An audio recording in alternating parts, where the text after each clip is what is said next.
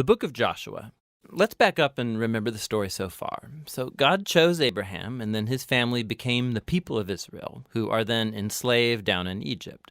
And so through Moses, God rescued Israel out of Egypt. He made a covenant with them at Mount Sinai, and he brought them through the wilderness.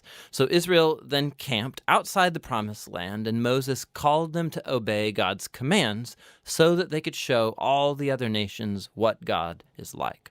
The book of Joshua picks up right after Moses has died, and Israel's ready to enter the land. So the story of Joshua is designed with four main movements. Joshua first leads Israel into the promised land, and then once they're there, they meet all this hostility from the Canaanites, and so they engage them in battle. Then after their victories, Joshua divides up the promised land as the inheritance for the 12 tribes, and then the book concludes with these final speeches that Joshua gives to the people. So let's dive in and we'll see how all of it flows together. The first section begins with Moses' death, and Joshua is appointed as Israel's new leader.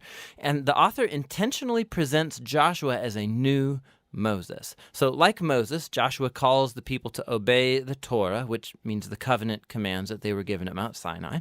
And then Joshua sends spies into the land, just as Moses did back in Numbers chapters 13 and 14, except it goes way better this time. In fact, even some Canaanites turn and follow the God of Israel. Joshua then leads all Israel across the Jordan River and into the land.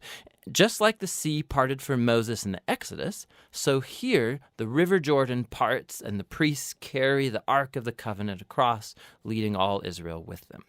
Now, in chapter 5, the story transitions. So the people look back to their roots as God's covenant people, and so the new generation is circumcised and they celebrate their first Passover in the land. But then they turn and prepare to go forward.